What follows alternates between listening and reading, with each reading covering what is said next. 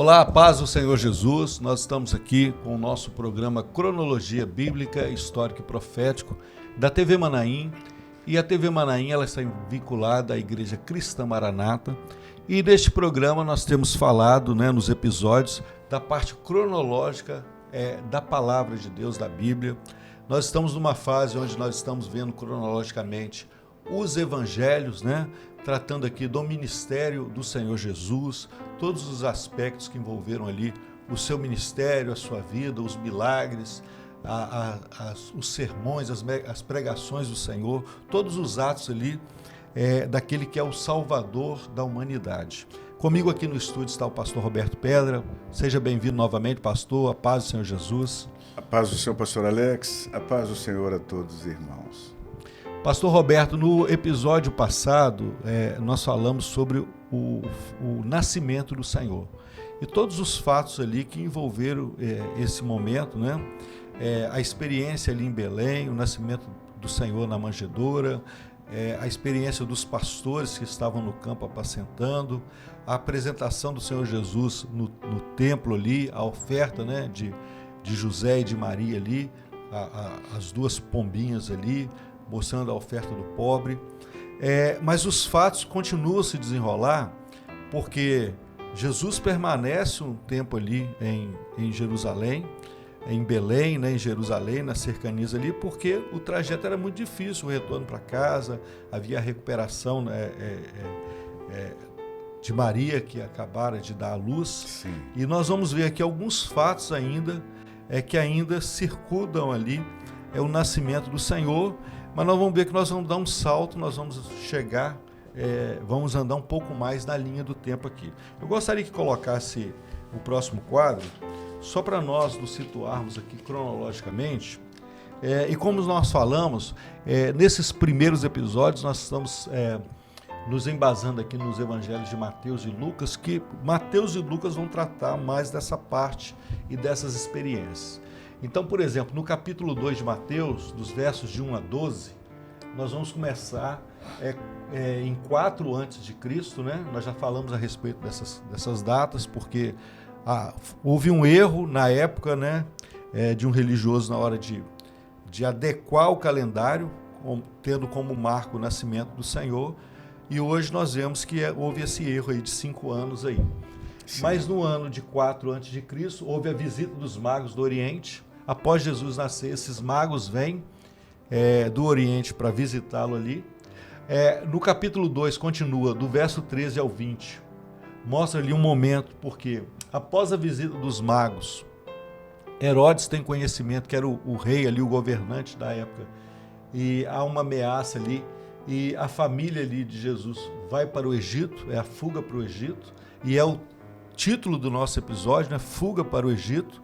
É o que nós vamos concentrar aqui. No próprio capítulo 2, de 21 a 23, nós vemos o retorno para Nazaré. Eles saem do Egito e vão para Nazaré agora. Aí nós vamos para o livro de Lucas, o verso 40. É só um versículo que fala da infância de Jesus em Nazaré, porque trata muito pouco da infância de Jesus. Uhum. Lucas 2, de 41 a 50. Nós já estamos no ano 8 depois de Cristo, então passam-se 12 anos dele ali em Nazaré. Então o texto sai do ano 3 antes de Cristo e vai para o ano 8 depois de Cristo, já mostrando a segunda ida de Jesus, a segunda ida não, mostrando ali um episódio onde o Senhor vai a Jerusalém com os pais. Do verso 51 a 52 do capítulo 2, nós vemos ali que se passam mais 18 anos vividos em Nazaré, e nós temos outros fatos aqui que são importantes, porque no ano entre 10 e 15 depois de Cristo, ao nascimento de Paulo. Paulo vai ser uma figura que nós vamos falar aqui, um homem usado por Deus, um evangelista, autor das cartas, aquele que organizou toda a doutrina da igreja. Em 14 depois de Cristo temos a morte de César Augusto, mas é o mesmo nome, e eram dados esse nome aos governantes romanos, o César, os Césares. Em 14 depois de Cristo, Tibério começa a reinar. Morre César e começa a reinar Tibério. Então nós vamos nesse contexto aqui Mas eu gostaria que o pastor iniciasse aqui, até trazendo um texto para que nós pudéssemos nos localizar aqui nesse episódio. Sim, né? sim. Nós podemos ler, como no próximo quadro está, Mateus capítulo 2, no verso 5 a 6, diz assim: E eles lhe disseram, em Belém de Judeia, porque assim está escrito pelo profeta, e tu, Belém, terra de Judá, de modo nenhum és a menor entre as capitais de Judá, porque de ti sairá o guia que há de apacentar o meu povo de Israel. Então aqui, quando os magos, os sábios chegam a Herodes, eles vão guiados pela estrela, né, que os conduz ali aonde estava Jesus, e eles vão até Herodes. E Herodes, ele agora, ao tomar conhecimento de que o rei estava nascendo, ele não queria que o rei prosperasse, né? E é quando então o rei pergunta aos seus sábios e eles trazem essa resposta. Quando eles olham na lei e veem essa profecia de Miqueias, né, dizendo que ele nasceria em Belém da Judéia. Alguns lugares, a profecia diz, tu, Belém, Efrata. Se nós formos ver, Belém, ela está ao sul de Jerusalém, cerca de 8 quilômetros. Foi lá que Raquel tem o seu filho e morre naquele lugar. Então, era uma cidade, Belém era uma cidade, vamos dizer assim, sem muita expressão, sem muito reconhecimento, histórico, força política, sim, comercial, nada, justamente. Né? Mas tinha sobre Belém esse peso, porque Davi também nasceu em Belém. Né? Então, Jesus sendo da linhagem de Davi, ele estaria nascendo ali, era a profecia. Né? Então, o texto que diz, né, de modo nenhum és a menor entre as capitais de Judá, porque de ti sairá o guia que há de apacentar no meu povo de Israel. Glória a Deus, né? É muito profundo isso, porque... E nós vamos ver outros fatos com Belém, por exemplo, né? Quando Noemi, ela volta com Ruth, o texto que está lá no livro de Ruth diz assim: e ouviram dizer que o Senhor Deus abençoava o seu povo com pão em Belém. E elas voltam para Belém. Ruth foi uma ancestral de Davi, né? De Ruth, né? Nascem ali, é a linhagem que passa pelo Senhor, nós falamos aqui na cronologia. Mas dando prosseguimento, eu gostaria que passasse o quadro, porque nós vamos ver aqui uma imagem mostrando ali 3 homens a cavalo ali e uma estrela ali, e na realidade a palavra ela não traz o número dos magos que foram visitar Jesus, né? Acaba-se condicionando nesses 3 porque foram as ofertas que eles trouxeram ali. A Bíblia diz que eles trazem ouro, incenso e mirra, né? Como são 3 ofertas, os estudiosos acabam correlacionando isso com a quantidade de magos, né? Geralmente na literatura bíblica, na escrita bíblica, quando é uma única pessoa se cita o nome, quando são 2 falam 2 pessoas, e quando há mais de 2 se fala-se no plural. Sim. Então subentende-se aqui que você teria no mínimo 3 magos ali, 3 magos do Oriente que foram ali. Mas o texto, eu gostaria de ler o texto, está em Mateus, do capítulo 7, do capítulo 2, do verso 7 a 12, o ano ali 4 a.C., nós já explicamos, né, o porquê dessas datas, mas o texto é assim: então Herodes, chamando secretamente os magos, inquiriu exatamente deles acerca do tempo em que a estrela lhe aparecera. E enviando-os a Belém, diz: ide e perguntai diligentemente pelo menino, e quando o achardes, participai-mo, para que também eu vá e o adore. E tendo eles ouvido o rei, partiram, e eis que a estrela que tinha visto no oriente ia diante deles, até que chegando, se deteve sobre o lugar onde estava o menino. E vendo eles a estrela, alegraram-se muito com grande alegria. E entrando na casa, acharam o menino com Maria, sua mãe, e prostraram-se e adoraram. E abrindo os seus tesouros, lhe ofertaram dádivas, ouro, incenso e mirra. E sendo por divina revelação, avisados em sonhos, para que não voltassem para junto de Herodes, partiram para a sua terra por outro caminho.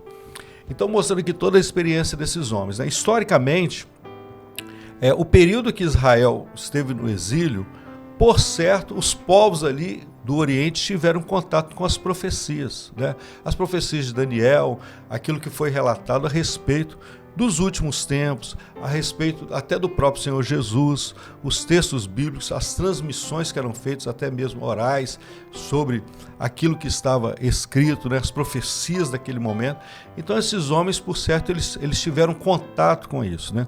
A Bíblia não traz esses detalhes, mas nós vemos que há muitos estrangeiros, eles se converteram também ao judaísmo, começaram a viver a fé no Deus de Israel. Então, esses homens talvez tiveram essa experiência, né?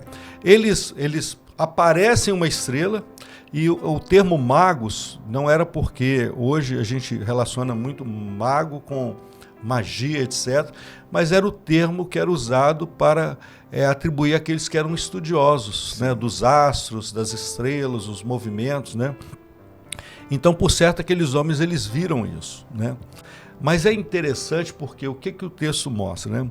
Eles viram a estrela, às vezes eles conheciam a profecia, olha, está nascendo o Salvador, o rei dos judeus está nascendo lá em Jerusalém. E a relação que eles fazem é o seguinte: como é o rei que está nascendo, eles seguem a estrela, mas há um momento que eles param de seguir a estrela e eles entram no palácio de Herodes. Sim. Porque, naturalmente, né, racionalmente, se o rei dos judeus está nascendo, ele vai nascer no palácio do rei. Né? Isso aqui mostra algo muito, muito profundo para nós do que é a revelação. Porque quando nós falamos da estrela, né, que estava conduzindo aqueles homens, nós estamos falando de luz, né? Então, o que vai conduzir o homem até Jesus? Não é razão, não é história, não é aquilo que é histórico, não é um livro escrito por alguém, mas o que conduz o homem até Jesus é o Espírito Santo, é a revelação do Espírito Santo. O Senhor se revelar ao homem, né? O Senhor se revelar e conduzir todas as coisas. Mas o Senhor impôs sobre nós, eu costumo dizer isso, um duro juízo. E esse duro juízo se chama livre-arbítrio. E naquele momento, a revelação é algo tão assim sutil, porque se você entrar com a razão, você anula no sentido seguinte: a revelação ela para de atuar na sua vida. E aqueles homens ali, eles viveram um pouquinho disso, porque eles vão e entram no palácio de Herodes. Onde está aquele que é nascido rei de judeus? Não nasceu ninguém aqui. E ali começa uma situação, porque Herodes ali, ele se preocupa. Porque ele se vê ameaçado. Olha, está nascendo o rei dos judeus, eu sou o rei, eu vou perder o meu lugar. Né? Então, mostra todo esse aspecto.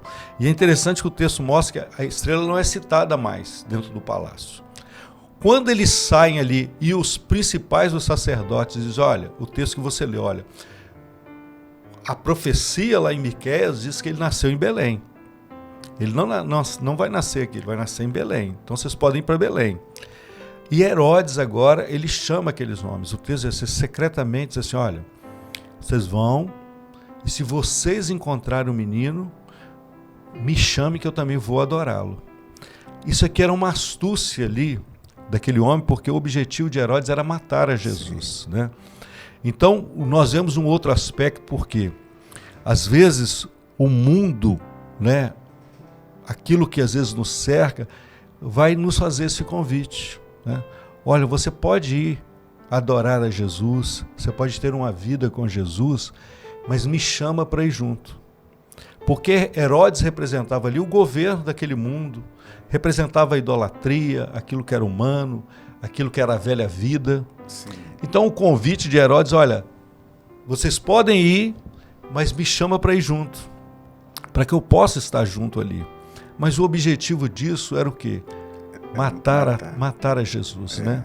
Então fica esse conselho para você aqui nesse episódio, que você não precisa convidar Herodes, né? Nem chamá-lo para estar com você, para adorar a Jesus. Mas a experiência é sua com o Senhor. Sim. É uma vida mudada, né? A salvação é essa experiência num caminho vivo e novo. Não se pode voltar pelo caminho de onde se veio, né? Voltar pelo mesmo caminho representaria a morte, né? Voltar para Herodes é voltar no caminho antigo, como você disse, né? E na prática é isso mesmo. O Senhor nos chama, quando Ele se revela a nós, na simplicidade, Ele se revela a nós para realizar algo extraordinário, algo maravilhoso de salvação. E o homem, ele não pode voltar pelo caminho do velho homem. É necessário ter uma nova experiência, vencer novos obstáculos, conhecer e prosseguir conhecendo a vontade do Senhor. Exatamente. É interessante que nós vemos o papel da estrela ali que fala da luz, mas o texto no verso 12 diz assim: e sendo avisados por divina revelação que não voltassem para Herodes. Eles iriam. Nós vamos lá chamar Herodes, né? Vamos chamar o rei, mas o Senhor dá uma revelação, né? Um dom espiritual. Olha, vocês não vão voltar, vocês não irão voltar pelo mesmo caminho, é o que você disse. Sim. O homem não pode viver uma experiência com Jesus e voltar para a velha vida, mas é uma nova vida, uma experiência nova com o Senhor. Interessante são os presentes, né? Os presentes são dados ali, são presentes que são dados aos reis, né? O ouro, mas nós temos uma conotação profética aqui, porque o ouro fala do poder de Deus. Então, sobre Jesus haveria o poder, porque Ele é todo poderoso, Ele é onipotente, né? É aquele que pode todas as coisas, é aquele que é o Deus forte, que venceu a morte. Então estava representado ali. O que eles estavam dando é aquilo que o homem recebe da parte de Jesus, né? O incenso fala das orações, da operação do Espírito Santo, né? Então, a vida em Jesus, nós vamos desfrutar desse presente também, que são a condição de nós orarmos ao Senhor em nome de Jesus, a operação do Espírito Santo e a mirra, né? A mirra era uma plantinha que quanto mais você fere a mirra, amassa a mirra, ela exala um perfume, né? Falando aqui da morte de Jesus. Sim. Aquele que estava nascendo ali, ele iria morrer, né? Seria moído. Né? Seria moído, mas a morte dele seria o quê? Perfume para nós, alegria, porque a morte de Jesus nos dá vida e abundância, né? Glória a Jesus. É muito profundo esta coisa, né? Nós demos sequência, pastor Alex. José agora, ele é avisado pelo Senhor que o menino corria risco. Herodes já tinha conhecimento, né?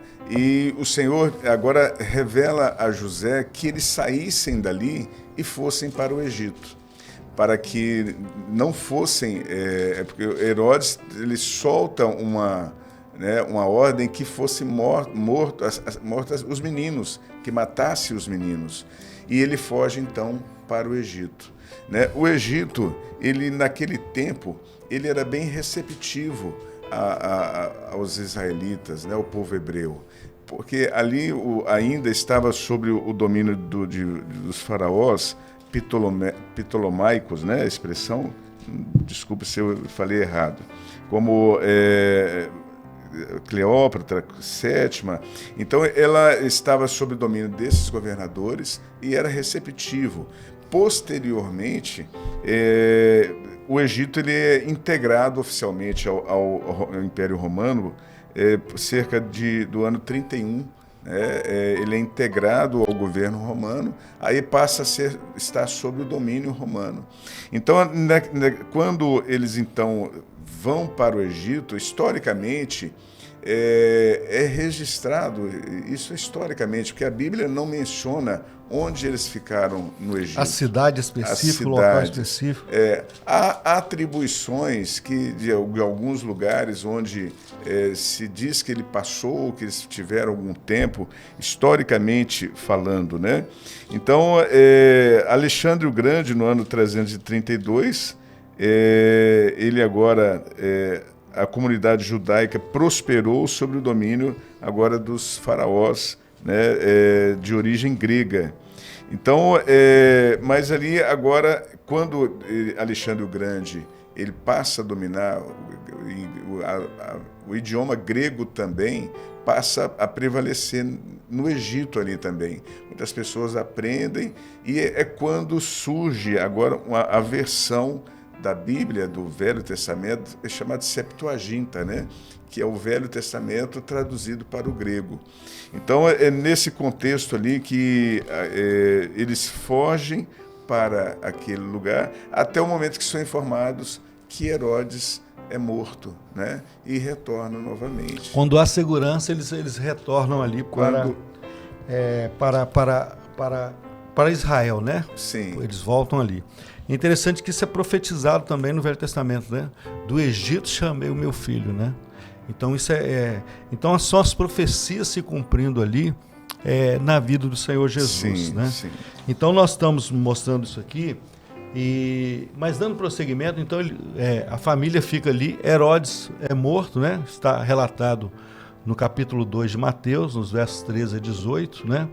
E logo após isso, eles voltam, né? Mas há um fato interessante, porque eu vou ler até o texto aqui, para que nós possamos até, os nossos irmãos possam ter ciência, porque o texto diz assim, pastor Roberto: e tendo eles retirado, eis que o anjo do Senhor apareceu a José em sonhos, dizendo: levanta-te, toma o menino e a sua mãe e foge para o Egito, e demora-te lá até que eu te diga, porque Herodes há de procurar o menino para matar.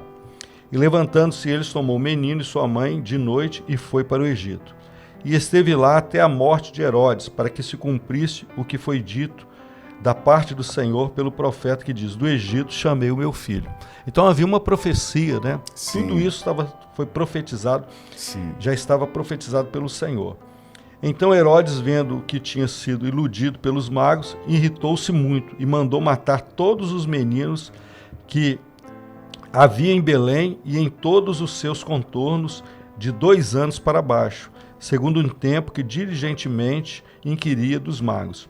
Então se cumpriu o que foi dito pelo profeta Jeremias, que diz: em Ramá se ouviu uma voz, lamentação, choro e grande pranto, Raquel chorando seus filhos e não querendo ser consolada, porque já não existiam. Então houve ali uma matança, né? Nós vemos ali toda a fúria de Herodes ali, mas Jesus foi preservado, né? O filho foi preservado para que o projeto de salvação ele se cumprisse. Aí nós vamos dar um salto, pastor Roberto. Eu gostaria que passasse outro quadro, por quê? Desse ano 4, nós vamos saltar aqui para o ano 8 depois de Cristo. Então são cerca de 12 anos depois. E o que acontece aqui? Lucas relata em 4 versículos, no capítulo 2, do verso 40 a 43, diz assim: e o menino crescia e se fortalecia em espírito, cheio de sabedoria, e a graça de Deus estava sobre ele. Então é o relato que trata aqui sobre a infância de Jesus, mostrando o quê? Que ele crescia, se fortalecia em espírito, ou seja, a cada ano que se passava, o Senhor, aquela criança ia crescendo e ali ia se revelando ali o seu ministério, o seu intuito, aquilo para o que ele nasceu, por que ele veio a esse mundo, cheio de sabedoria. A Bíblia relata disso, e graça de Deus estava sobre ele. A graça de Deus estava sobre o Senhor Jesus. Ora, todos os anos iam seus pais a Jerusalém à festa da Páscoa. Então, todos os anos havia a lei, né, mosaica, que o israelita ele teria que ir a Jerusalém, né? E todos os anos a Bíblia diz que José e Maria levavam Jesus ali à festa da Páscoa, né? Todos os anos. E tendo ele já 12 anos, subiram a Jerusalém, segundo o costume do dia da festa. E regressando eles, terminados aqueles dias, ficou o menino Jesus em Jerusalém e não souberam seus pais. Então o fato aqui é porque eles iam em grupos grandes, às vezes as famílias grandes ali, os filhos, né? Se reuniam ali todos, né? E eles subiam a Jerusalém, era uma festa espiritual. Os dias se passaram ali da festa e, como sempre, eles retornaram. Mas o fato que traz aqui é que, ao chegarem ali em Nazaré, eles sentiram falta do menino. Onde está Jesus? O texto até vai relatando que eles procuram entre os amigos, entre a família, e eles não encontram Jesus. E eles retornam para Jerusalém. E ali eles têm uma grata surpresa, porque o Senhor Jesus está entre ali os religiosos, entre os sacerdotes ali, os sábios, inquirindo aqueles homens, e sendo inquirido por eles, um menino de 12 anos, e respondendo com muita ousadia, mostrando ali quem estava ali, né? Então há todo esse momento maravilhoso ali, e os pais chegam e dizem, não, eu estou tratando dos negócios do meu pai, né?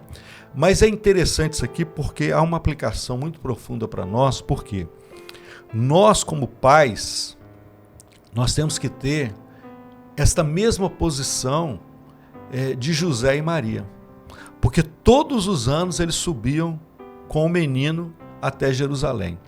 E isso é importante para nós porque todos os dias nós temos uma obrigação diante de Deus, que é levar os nossos filhos ao culto. Sim. É levar os nossos filhos a ter uma experiência com Deus todos os dias, né? Levar os nossos filhos à escola bíblica. Isso é uma ordenança de Deus, os nossos filhos eles terem contato com a doutrina, com a experiência. Então, foi o mesmo fato. E é interessante porque quando eles chegam ali em Nazaré, eles vão procurar um menino entre os familiares e entre os amigos, e não o encontram. E eu costumo dizer isso na minha igreja, que essa foi a maior alegria que aquele casal poderia ter. Porque os nossos filhos vão crescer. E muitas vezes nós vemos aí jovens, adultos, que estão em muitos lugares, né? A roda de amigos, em situações difíceis, e eles não encontram, porque uma herança foi transmitida. E essa é uma segurança para nós, porque e aí eles vão no templo, e o menino estava lá. Sim. Então a grande promessa para nós, como pais, se nós fizermos o mesmo, o fim vai ser esse. Aonde vai estar o seu filho daqui a 10 anos, 20 anos, 30 anos? Ele vai estar na casa do Senhor. Com a mesma resposta, eu estou tratando dos negócios do meu pai. Porque tratando dos negócios do meu pai em Jesus ali, era o ministério dele. Mas para a vida do homem, eu estou vivendo a salvação. Então fica também esse conselho para você que está nos assistindo como pai, como mãe. Esse é o melhor recurso para nós. Se você criar o seu filho na presença do Senhor, se ele crescer indo a Jerusalém, ou sendo vivendo a eternidade, os anos vão se passar, né? Os cabelos brancos vão vir para nós, mas nós vamos saber onde nós vamos encontrar os nossos filhos. Eles vão estar na presença do Senhor. Justamente. Né? É uma herança a ser transmitida, né? Incessantemente. Transmitir essa mesma mentalidade, a mesma experiência. Porque no templo que vai se ouvir a palavra. É no templo, é na casa do Senhor que eles vão ter a experiência de como servir ao Senhor, de como viver na presença do Senhor e, principalmente, se cumprir na vida deles aquilo que Deus tem determinado para a vida deles. Maria teve uma missão que encerrou ali. José teve a experiência dele também, a missão dele. E Jesus tinha o seu, como homem, a sua missão de morrer, de cumprir o seu ministério. Cada um de nós temos um chamado também. E nós alcançamos isso vivendo na presença Glória do Senhor. Glória a Jesus. Cumprindo isso na nossa vida. Maravilha, né? Então, louvado seja o Senhor. É algo profundo. Nós gostaríamos de encerrar, pastor Roberto. Gostaria que, pastor, lesse o texto, né, para nós fecharmos esse episódio, né?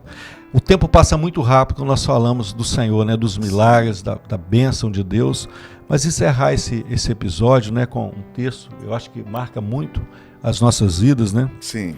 Lucas capítulo 2, verso 49 diz assim: E ele lhes disse: Por que é que me procuráveis? Não sabeis que me convém tratar dos negócios de meu pai? Essa foi a resposta de Jesus para os pais, né?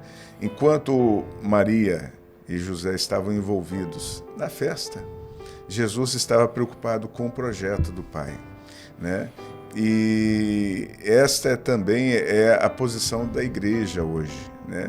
A igreja ela está envolvida no projeto do Pai.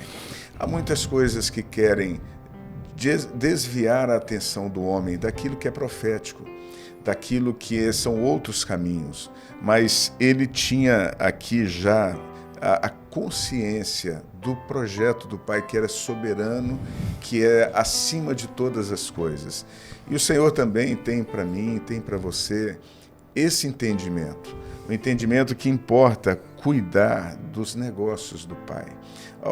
Os negócios do Pai é a sua obra, a salvação, é o anúncio do Evangelho, é o servi-lo, é o fazer a sua vontade, porque nós temos uma mensagem. Hoje Jesus, ele tinha consciência da sua missão, tinha consciência do tempo também que era curto. O ministério de Jesus durou 3 anos e a igreja também tem conhecimento de uma responsabilidade, de uma mensagem, e o nosso tempo se abrevia. O tempo que estamos vivendo a última hora. Por isso não podemos nos deter com as coisas dessa vida, nos distrair, mas é viver a cada instante o projeto do Pai. Glória a Jesus. Mas nós estamos encerrando esse episódio, né? Queremos novamente agradecer a você que tem participado e te convidar a continuar vivendo essa experiência, né? Continue assistindo aos episódios. Se você não assistiu os anteriores, hoje nós estamos aqui com o episódio 50 do programa Cronologia Bíblica. Então são muitas experiências, muitas revelações, e você pode participar, assistir, enviar os links, né, para as pessoas poderem também ter essa experiência. Mas nós encerramos aqui dizendo a todos a paz do Senhor Jesus, a paz do Senhor Pastor Roberto. A paz do Senhor Pastor Alex, a paz do Senhor a todos os irmãos.